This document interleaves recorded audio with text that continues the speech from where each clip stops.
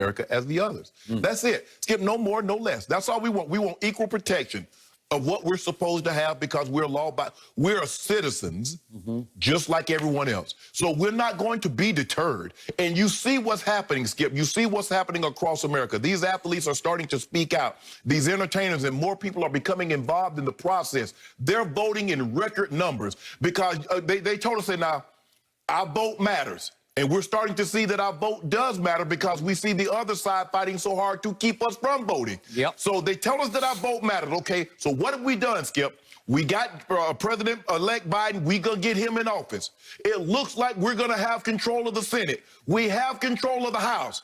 Now, I don't want to hear anymore, well, we wanted to, but Mitch McConnell blocked us. We wanted to, but this one happened. You have control of both houses. You have the president.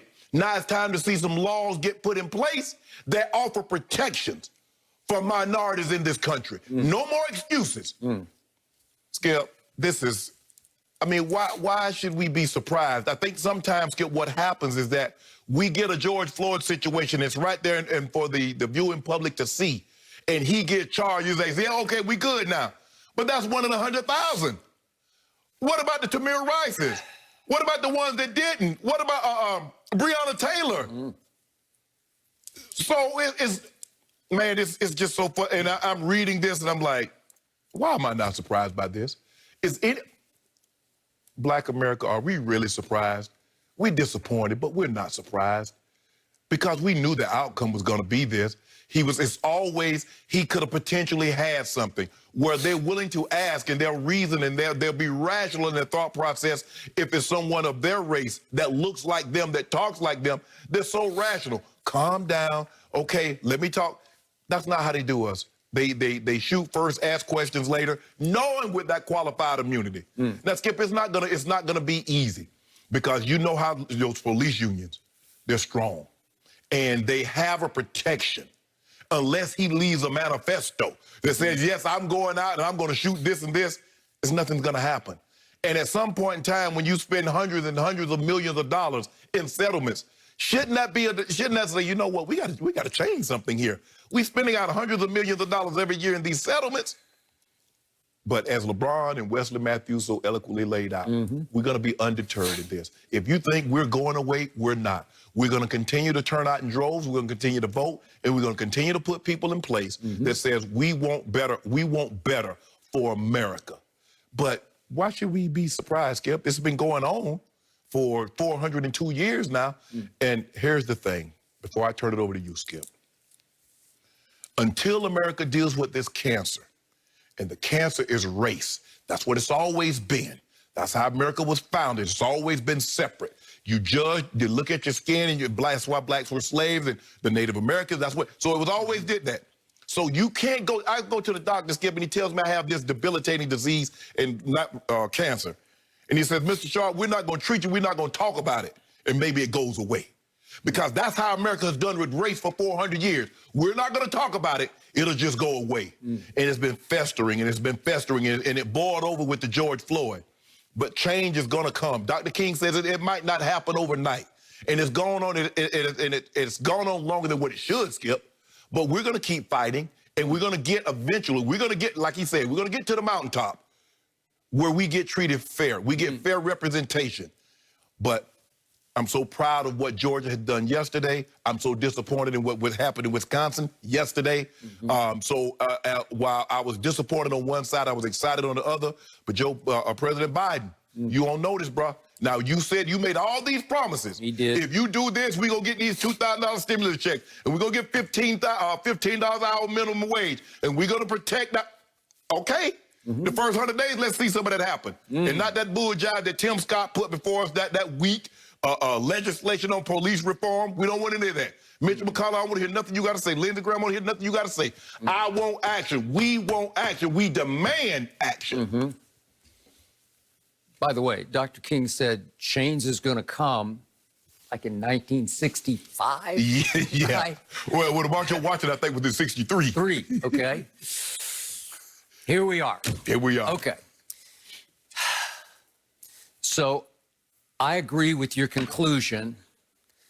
Last night was a lot of mixed emotions. Yesterday was a lot of mixed emotions. some very positive, some extremely negative. Yes. But I'm just going to gauge and judge the reactions of these star players on both fronts, on the Jacob Blake front and then on the Kelly Loeffler front in your home state. Jacob Blake, reading LeBron's quotes, tweets, posts, Wesley Matthews, I sense the usual resignation, but it felt different this time. It didn't feel hopeless resignation. It felt a little more hopeful resignation, a little more resolve in the resignation, right? Right. Like, okay, here we go again. Is anybody surprised? You, but nobody's surprised. No.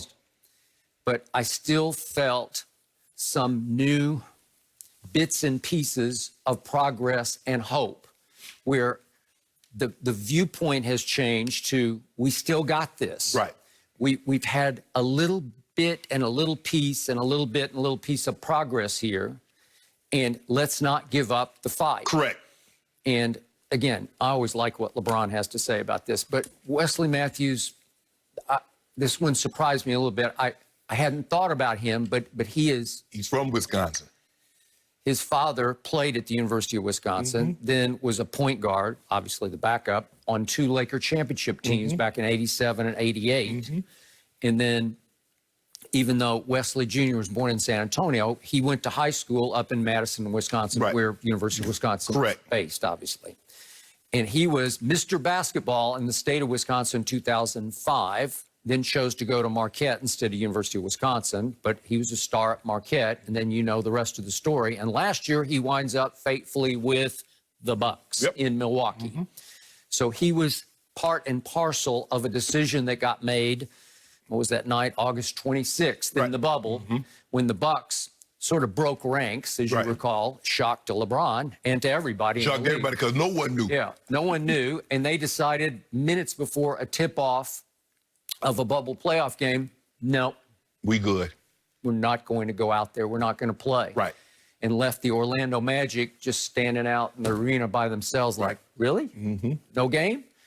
No game. So he was in the middle of that. And obviously that domino effect that night had national, it might have had international impact. Yes. Okay, so he knows what of he speaks, and he calls himself obviously a Wisconsinite. And I liked what he had to say about this can't deter us. It's what you just said.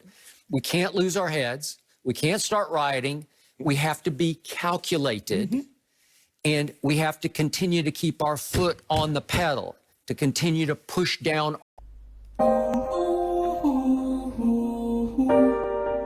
Yeah.